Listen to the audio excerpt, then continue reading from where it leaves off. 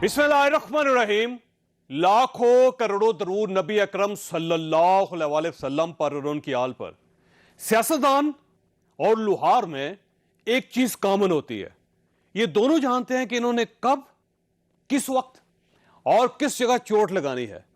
Science and technology के वफाकी वजीर फवाद चौधरी 3 नस्लों से सियासतदान है, लिहाजा आज इन्होंने एक बार फिर कामयाब सियासतदान होने का सबूत दे दिया और बर वक्त एक ऐसी चोट लगा दी जिसकी गूंज आज सारा दिन टेलीविजन चैनल्स पर सुनाई देती रही।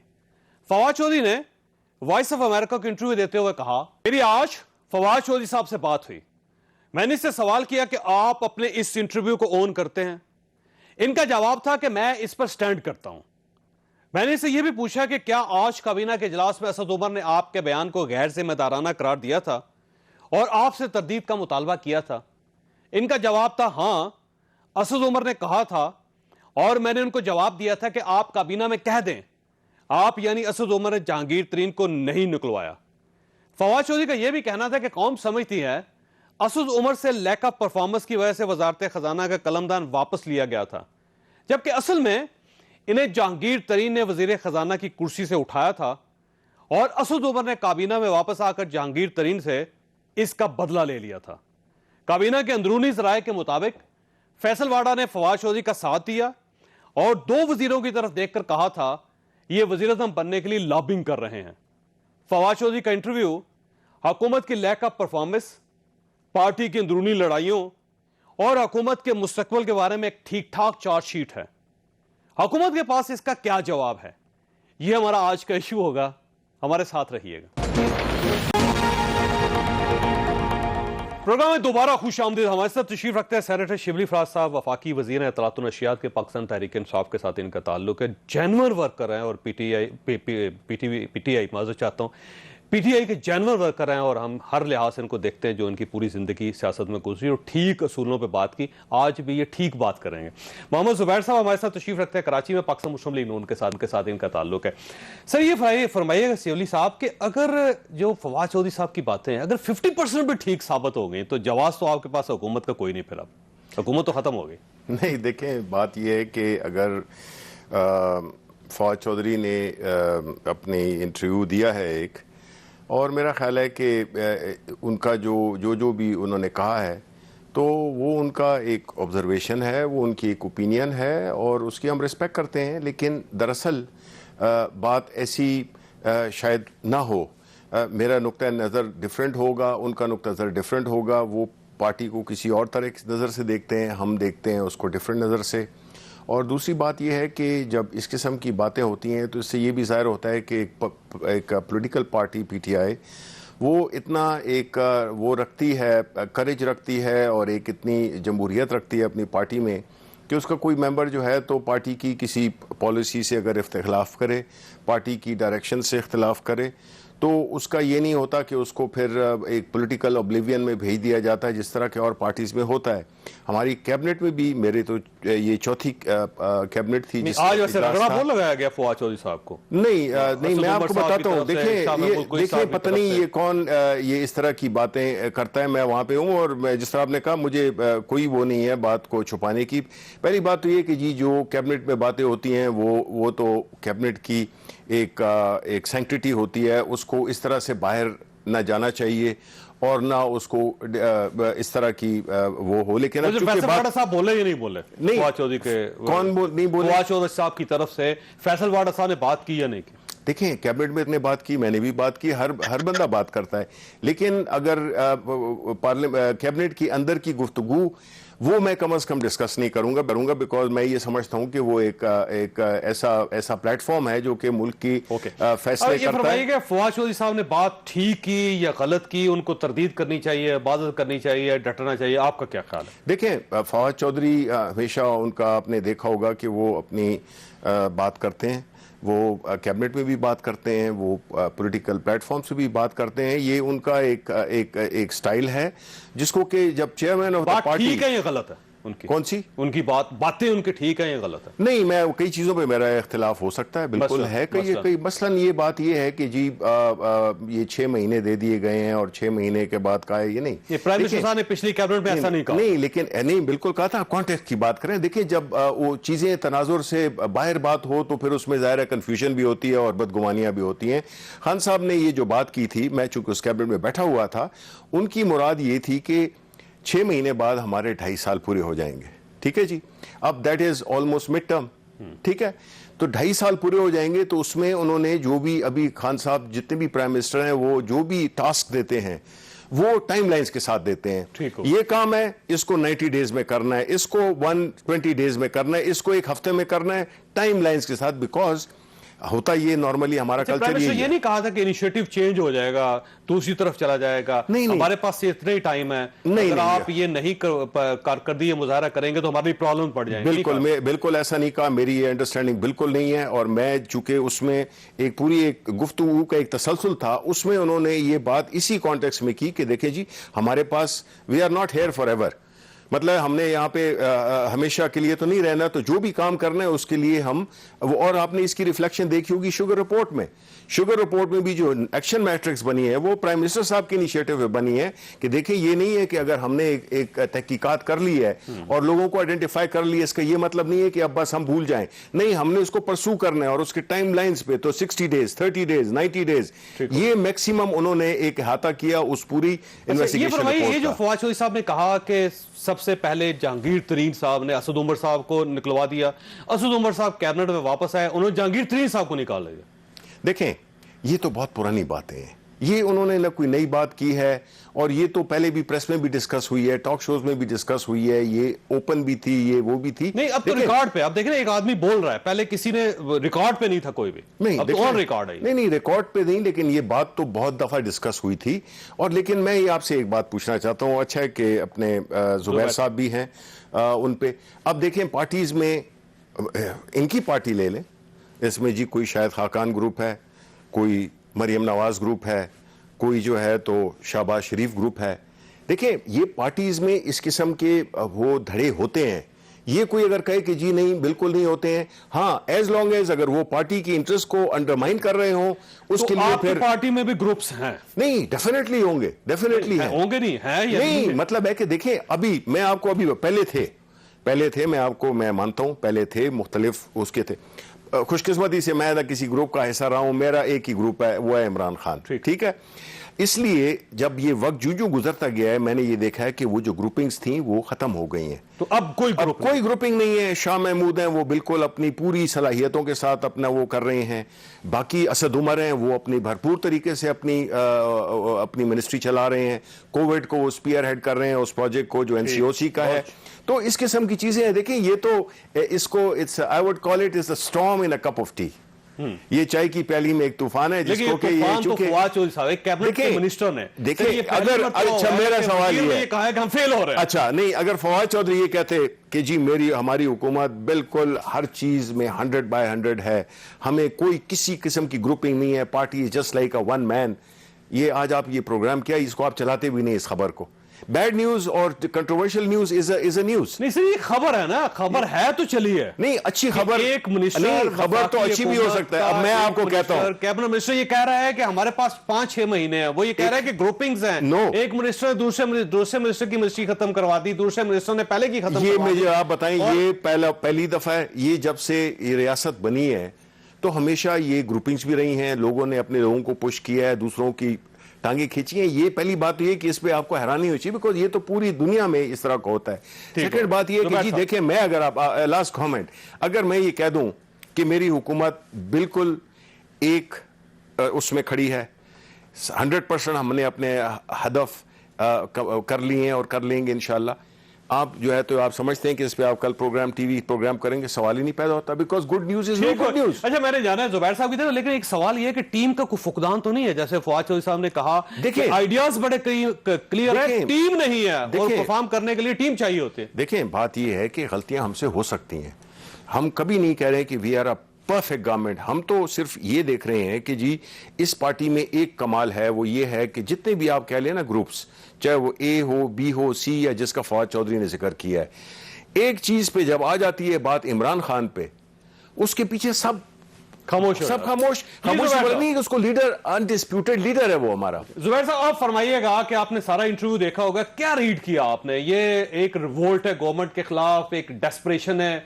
गवर्नमेंट के खिलाफ, एक एतराफ है कि हम हार गए, नाकाम हो गए, या फिर ये किस तरह रीड किया जा सकता है इसको सर?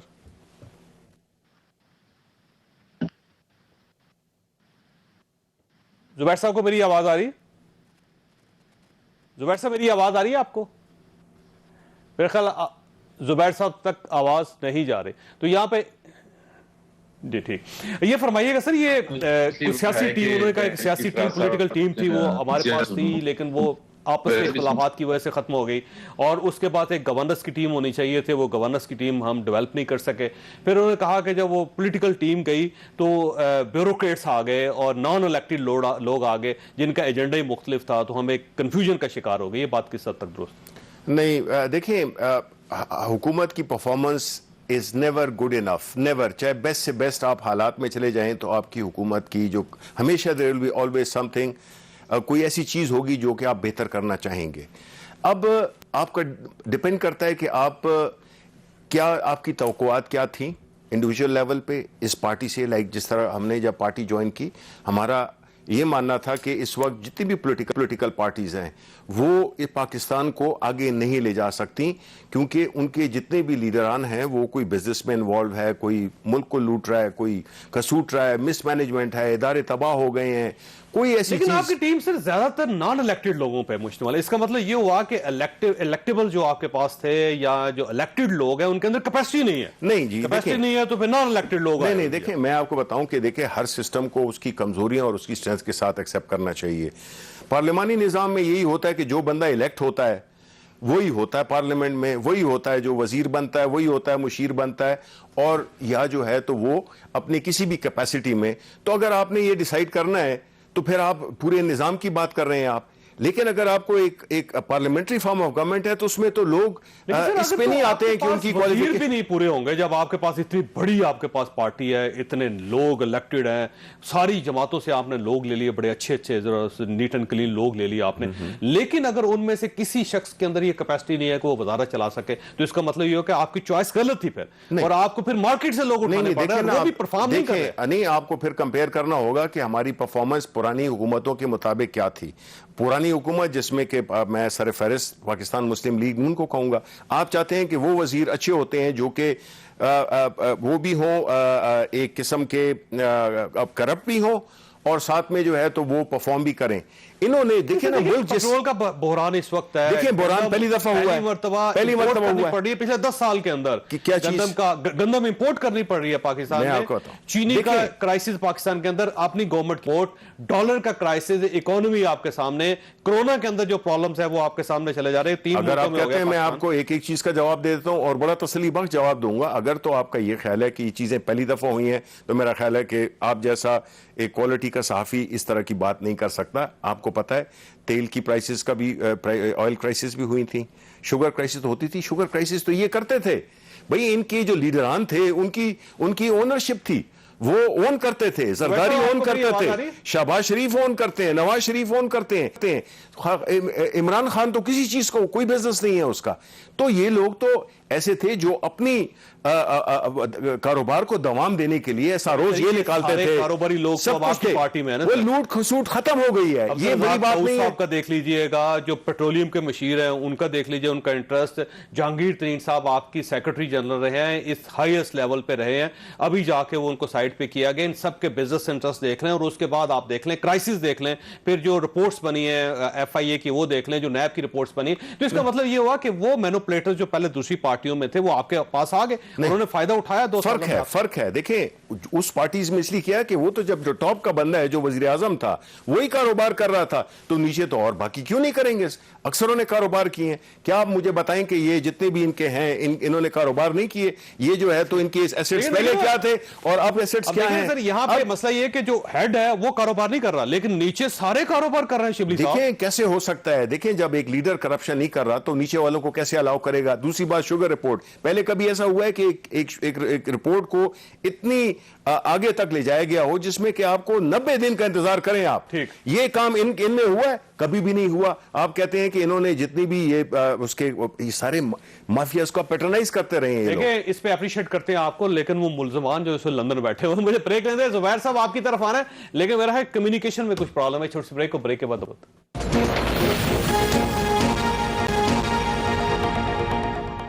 प्रोग्राम में दोबारा खुश आमदीद। जुबैर साहब, आपने इस इंटरव्यू को कैसे देखा? पहले तो मैं माजरत चाहता हूं कि कम्युनिकेशन की वजह से एक कम्युनिकेशन गैप पैदा हो गया और आपसे राब्ता नहीं हो पा रहा था।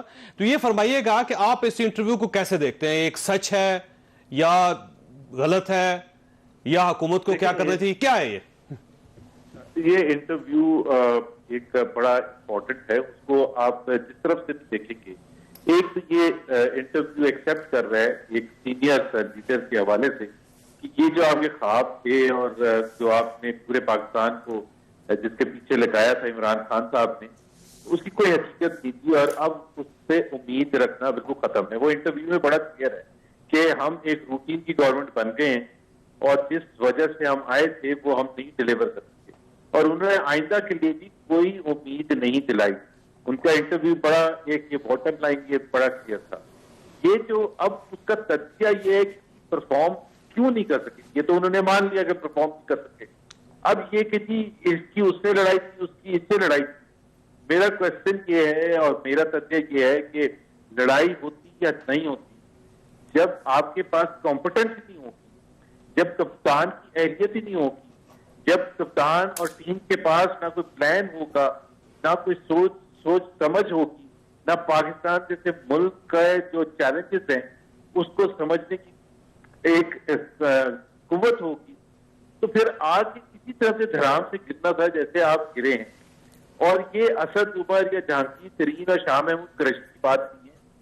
ये कप्तान ने और अपनी टीम ने बैठ के कभी ये तज़किया ही नहीं किया था, क्योंकि जब वो ये कहते थे ना कि 2.5 करोड़ बच्चे स्कूल से बाहर हैं, तो वो ये नहीं बताते थे कि 2.5 करोड़ बच्चों को कैसे स्कूल में डालेंगे।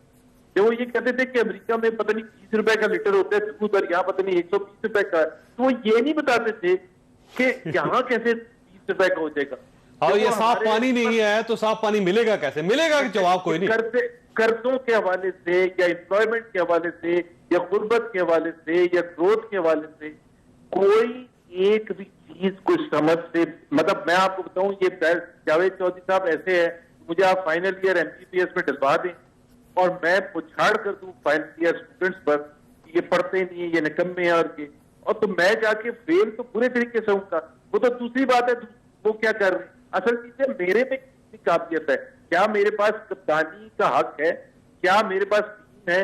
तो दोनों शोबों में बुरे तरीके से फेल हुए और ये 8 महीने बाद जब जहांगीर तरीन ने निकलवाया था, ये जो भी वो कह रही, the fact of the matter is ये एक पार्टी।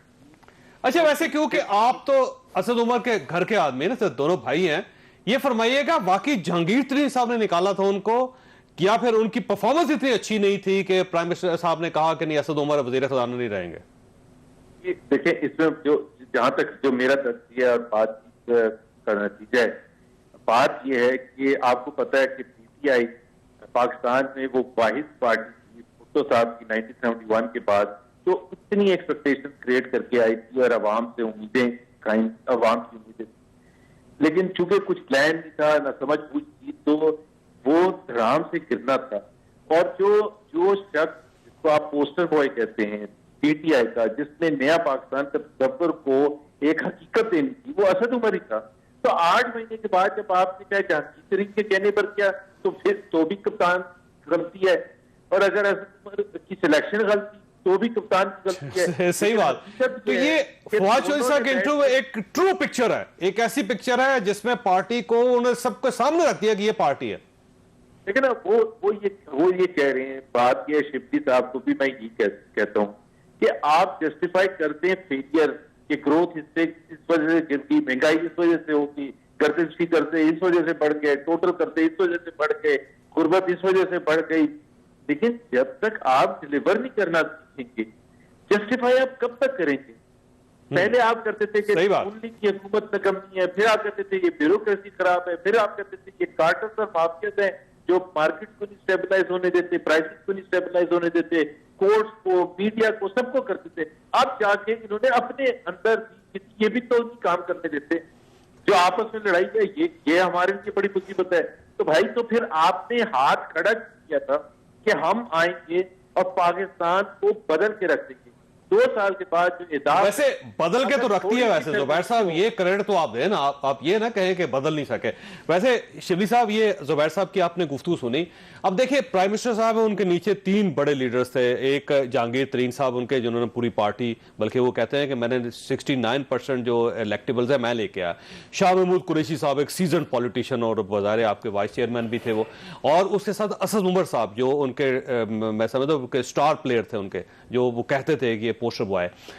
जब प्राइम मिनिस्टर साहब इन तीनों को एक जगह पर नहीं बिठा सके तो बाकी कैबिनेट को कैसे बिठाएंगे? तो इसका मतलब ये होगा कि ये तो प्राइम मिनिस्टर की लीडरशिप जो उसके ऊपर सवालिया निशान हो गया। सर नहीं, नवाज शरीफ बिठा सके हैं। ये जो मैंने आपको बताया, अभी मैं इनको एम्बेरस नहीं करना चाहता जुबैर साहब को कि ये किस ग्रुप के हैं, मुझे पता है ये किस ग्रुप के हैं। नहीं, मैं एक सेकंड नहीं, ये पुराना पाकिस्तान नहीं पुराना पाकिस्तान है। पुराना पाकिस्तान का मैं आपको बताऊं, ये इन्होंने जो बातें की हैं, अब अगर उसकी तफसील में मैं चला जाऊं, ये ऐसे ही होगा जैसे कि घर जिसको कि आपने जो किराएदार थे उन्होंने घर की ईंटें तक उड़ा ली, पाइपिंग सब चीजें। एक सेकंड जुबैर, इन्होंने इस घर की ईंट से ईंट निकाल ली, प्लम्बिंग हटा दी, सारी वायरिंग निकाल दी, सारा कुछ लीक कर रहा है। मेरी बात तो सुने, नहीं एक सेकंड जी, बात तो सुने ना। वो मैं आपको रीजन दे रहा हूं, और फिर आप कहेंगे जी इसको आप 2 दिन में इस पूरे घर को फंक्शनल कर दें, इस घर को आप ठीक कर दें। आप तो 100 दिनों में ठीक करने वाले थे ना। देखिए ना, हम 100 हमने डायरेक्शन सेट करनी थी। दूसरी बात यह है कि देखिए ये तो इस तरह की बातें कर रहे हैं।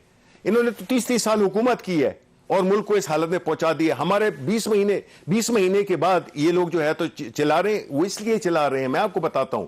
देखिए सबसे बड़ा नुकसान किसको हुआ है, वो इनकी पार्टी जैसे लोग। ये तो पार्टी कहना ही गलत है, ये तो वो पार्टी है जो कि एक मफादात का एक टोला था, जिन्होंने कि इस मुल्क को, इक्तदार को इस्तेमाल किया।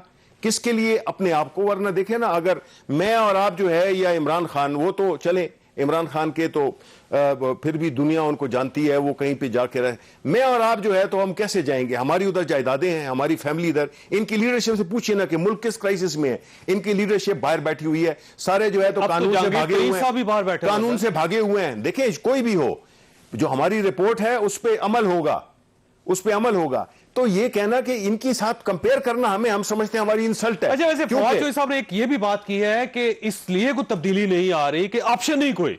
इसका मतलब ये हुआ कि आपकी गवर्नमेंट इसलिए है कि ऑप्शन कोई दूसरा नहीं है। अगर ऑप्शन मैं जरा करेक्ट कर दूं जी, इन्होंने मेरा ख्याल है कि जरा ज्यादा वो एग्जेजरेट कर दिया है। मतलब है कि अपने रिश्तेदारों को और उसको, मैं आपको थोड़ा करेक्ट करना चाहता हूं जुबैर साहब।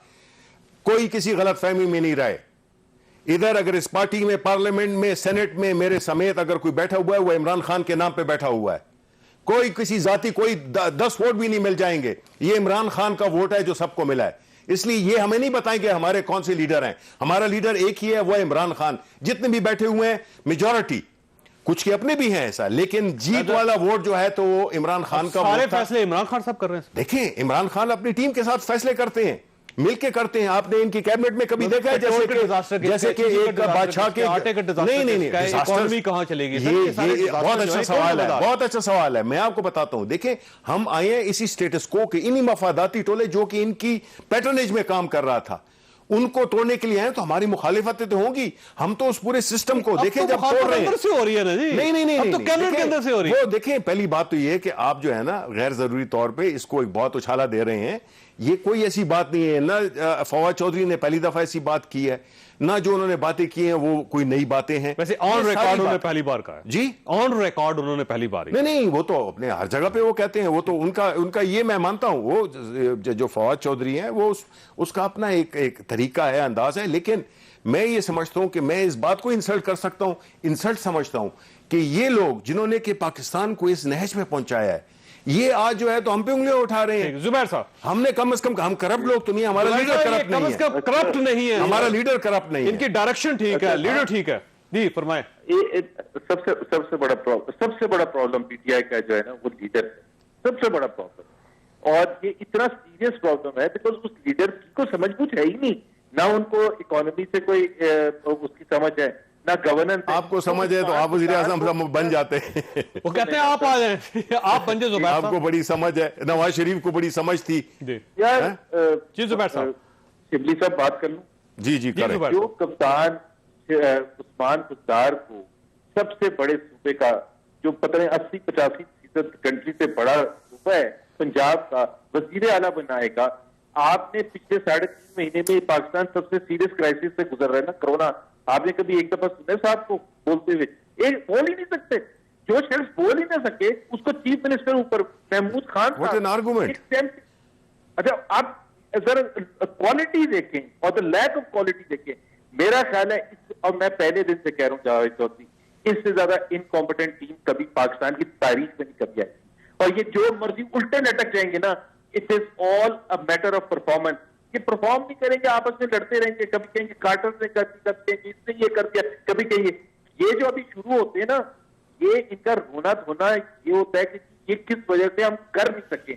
और भाई आपको ये फख्र होना चाहिए 2 साल के बाद बताने में कि हमने गुर्बत कम कर दी, हमने महंगाई कम कर दी, हमने ग्रोथ बढ़ा दी, हमने पब्लिक सेक्टर एंटरप्राइजेस के जो कर्जे थे वो कम कर दिए, आप गर्दिशी कर्जे कम कर दिए। आप उस वक्त तो अच्छे लगते थे 2 साल पहले ये बातें करते थे। अब आपका मुवाजना जब होता है ये नंबर्स के साथ होता है, और वो इस 68 ईयर्स में पहली दफा नेगेटिव ग्रोथ है। फिस्कल डेफिसिट पाकिस्तान की तारीख। ठीक है। इनको देखें जी, मुझे मतलब तो अफसोस है इस ब्रेक बात लेनी है मैंने। हाँ, जुबैर साहब मैंने ब्रेक लेनी है, जुबैर साहब ब्रेक लेनी है। शिबली साहब के पास एक सवाल छोड़ के जा रहा हूं, मुझे लगता है कि आपको ये सवाल पसंद आएगा जुबैर साहब। सवाल ये है कि फवाद चौधरी साहब ने कहा कि मुझे समझ नहीं आती कि इमरान खान साहब को मशवरे कौन देता है। तो ये आपको पता है वैसे कि इमरान खान साहब को कौन मशवरे देता है? छोटी सी ब्रेक के बाद दोबारा प्रोग्राम में दोबारा खुश आमदीद। शिबली साहब ये फरमाइएगा, ये इमरान खान साहब को मशवरे कौन दे रहा है? फवाद चौधरी साहब को नहीं पता कि कौन मशवरे दे रहा है, और ये सारा क्राइसिस जो पैदा हो रहा है ये इमरान खान साहब के खिलाफ जा रहा है।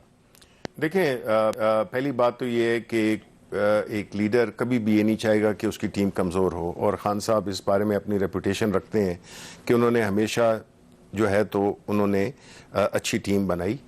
प्रॉब्लम ये है कि जो मैग्नीट्यूड ऑफ प्रॉब्लम्स है वो इस तरह का है कि ये लोगों ने एक वो शुरू कर दिया। यानी मुझे दुख होता है कि जब ये बात करते हैं पाकिस्तान की इकोनॉमी पे, पाकिस्तान के जो हालात हैं, पाकिस्तान इंस्टीट्यूशंस की, 20 महीने में ये समझते हैं, ये 30 इनको 35 साल लगे इसको इस हालत में पहुंचाने के। अब ये तवक्को करते हैं कि हम 20 महीने में, अब हमसे 5 अगले साल देखिए, खैबर पख्तूनख्वा में भी हमारी हुकूमत थी ना, उस वक्त भी इमरान खान था ना लीडर, उस वक्त जो है तो क्यों हमारी उसको क्यों दूसरी दफा क्यों टर्म मिली? कभी खैबर पख्तूनख्वा में ऐसा नहीं हुआ, उनको दोबारा मिली हुकूमत इसलिए कि वहां पे हम परफॉर्म किया था हमने, ठीक है। वो एक नहीं, देखें हम कुछ गलतियां हो सकती हैं, हमको परफेक्ट नहीं है, हमने कभी नहीं कहा, और ना हम ये कहना चाहिए हमें कि हम परफेक्ट हैं, हमने गलतियां की होंगी। पहली दफा हम फेडरल हुकूमत में आए हैं, 20 महीने में जो बातें ये कर रहे हैं, माह में आपकी गवर्नमेंट जा तो नहीं रही ना? अल्लाह ताला के फजल से इंशाल्लाह 5 साल तो हैं, अगली टर्म भी इंशाल्लाह मिलेगी, जो हमारे नतीजे लोगों के सामने नजर आने लगे। यानी अगले 8 साल भी आप हैं पाकिस्तान में इंशाल्लाह अवाम की सपोर्ट के साथ इंशाल्लाह। वो ये कहते हैं कि अवाम की सपोर्ट से अगले 8 साल हैं। और इनसे मेरी आखिरी वो होगी कि ये वापस आए मुल्क में। देखिए जी बात क्या होता है, Zubair just give me 1 minute and then it's all yours. मैं आपसे इनसे ये पूछना चाहता हूं कि देखें इस वक्त प्रॉब्लम क्या है, पार्लियामेंट की क्या सिचुएशन है। आपने इनका अंदाज़े गुफ्तगू देखा है जो पार्लियामेंट में इनके जो पार्लियामेंटेरियंस करते हैं गुफ्तगू, कि वो आप फैमिली के साथ बैठ के सुन भी नहीं सकते हैं। इन्होंने पार्लियामेंट को इस हद तक नीचे गिरा दिया है।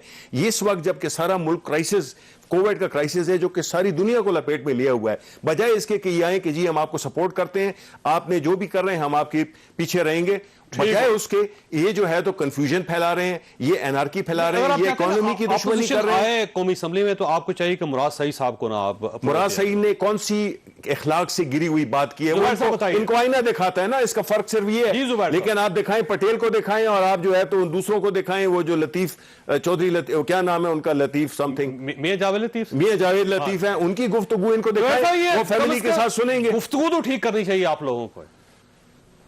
ये देखें, बात ये है, बड़ी सिंपल सी बात है। पार्लियामेंट के बारे में भी फवाद चौधरी साहब ने कह दिया है, आपको पता है। उन्होंने कहा कि हमारे पास है कौन, वो सिविल मिलिट्री के हवाले से बात कर रहे थे, और उन्होंने कंसीड किया कि इसलिए मिलिट्री का इतना इंफ्लुएंस है क्योंकि हमारे पास लोग ही नहीं है पार्लियामेंट में। उन्होंने कहा बंदे तो देखें, अभी फवाद चौधरी साहब इनके वजीर हैं, हमारे वजीर नहीं है। ये कब तक छुपते रहेंगे, बहाने बनाते रहेंगे। और शिब्बी फराज साहब, 20 महीने में आपसे हम उतनी तवक्का तो कर ही नहीं रहे जो आपने कहा था। लेकिन एक चीज होती है जिसको आप कहते हैं ट्रेंड। ट्रेंड्स का मतलब ये होता है कि अगर गुर्बत जितनी थी उससे आप आधा इंच ऊपर कर देते, बेहतरी ला देते। ये कोविड हमला है, थोड़ी सी सुन तो लेना, महंगाई में आप थोड़ी सी कमी कर देते, आप ग्रोथ में थोड़ा सा ज्यादा कर देते, आप डेफिसिट में थोड़ा सा कम कर देते, आप गर्दिश नहीं कर सके थोड़े से कम। आपने तो पाकिस्तान के रिकॉर्ड तोड़ वैसे दिए। पेट्रोल सस्ता किया है इन्होंने, पेट्रोल सस्ता किया सर। नहीं, मुझे ये बताएं, आप जावेद चौधरी साहब, मुझे ये बताएं यार शिबली साहब, मुझे बात करने का टाइम तो दे दें। अच्छा, कोविड के बारे में कुछ बात कर देना कि आपकी क्या सजेशंस हैं आपकी कोविड के बारे में। इससे सबसे सीरियस मसला तो इस वक्त एट हैंड कोविड है ना। आपकी जो है तो चीजों को डाइवर्ट ना करें ना, आप कोविड पे बात करें। जी जुबैर साहब जी, इतना मैंने कोविड पर कल आर्टिकल लिखा था, उसमें मैंने लिखा था कि पहले तो कोविड में ये पहले ये बता दें कि ये वबा है या नहीं है। इनके वजीर सेहत जो है ना जफर मिर्जा साहब, उन्होंने अप्रैल में कहा मास्क ना पहना करें।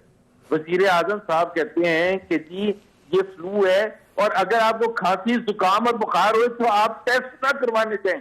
आप अपनी सजेशंस दें। इस्माइल साहब गवर्नर अगेन साहब क्रिटिसिज्म, अपनी एक तजवीज दे दें जी, एक सजेशन तजवीज दें, दें। लेकिन कोविड-19 की देनी है आपने, ये ज़हन में रखें जिसके 19 पॉइंट होते हैं। अब सबसे बड़ा मसला ये है कि ये कोविड-19 का अगर ये समझा दें कि 19 पॉइंट्स कैसे बने तो ये हमें रहनुमाई होगी।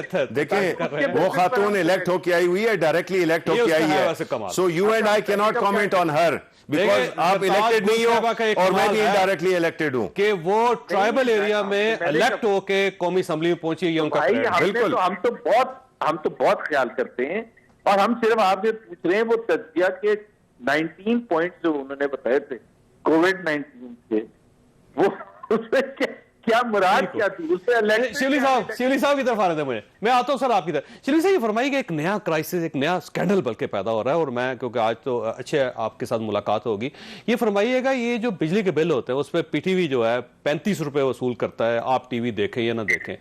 ये एक मशवरा दिया जा रहा है प्राइम मिनिस्टर साहब को कि 35 रुपए को 100 रुपए में तब्दील कर दिया जाए, यानी बिल्कुल 65 रुपए मजीद इजाफा कर दिया जाए। तो हम सब लोग जो पीटीवी देखते हैं या नहीं देखते या उनके घर में बिजली का मीटर लगा हुआ है, ये तावान क्यों अदा करें?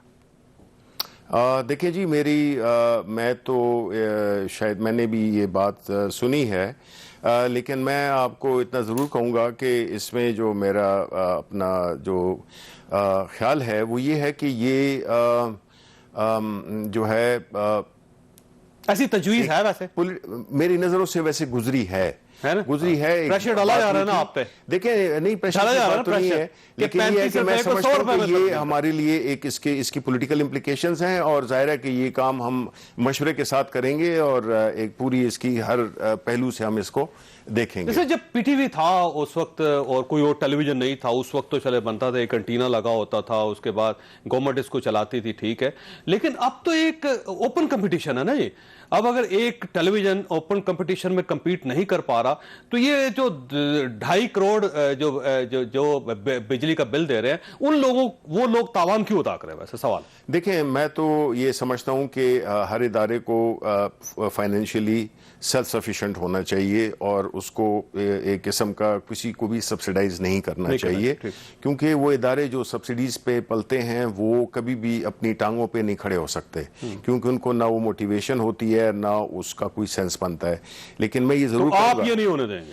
मैं नहीं, ये जाहिर है कि डिसीजन तो जो है तो एक कलेक्टिव डिसीजन होगी। डिसीजन तो आपने करना है ना, नहीं डिसीजन तो मैं मिनिस्टर हूं, ठीक है, इसमें कोई शक नहीं है, लेकिन मैं भी मशवरा करके मुख्तलिफ जो भी है, मैं कोई अक्ल कुल नहीं हूं और मैं समझता हूं कि जो भी फैसला हो उसकी पॉलिटिकल इम्प्लीकेशंस, उसकी फ्यूचरिस्टिक इम्प्लीकेशंस होना चाहिए नहीं होना चाहिए, आपकी जाती राय क्या? देखें, मैं ये समझता हूं कि जिस तरह मैंने तो आपको जवाब दे दिया कि कोई भी इदारा अगर आपने इस पे खड़ा करना है, सब्सिडी पे खड़ा करना है, मेरा ख्याल है कि वो मॉडल जो है बिल्कुल सही बात नहीं। इस तरह तो फिर आप पीआईए के भी ले लें, स्टील मिल के लिए भी ले लें, रेलवे के लिए भी ले लें, 100 रुपए सबके ऊपर डालते चले जाएं और उसके बाद अदारे चलाते हैं। इससे अदारे नहीं चलेंगे, वक्त खत्म हो गया। गुफ्तगू सुनी, फैसला आप खुद कर लीजिएगा। अल्लाह ताला आप और आपके अहले खाना को किसी मुसीबत से महफूज रखे। अल्लाह हाफिज।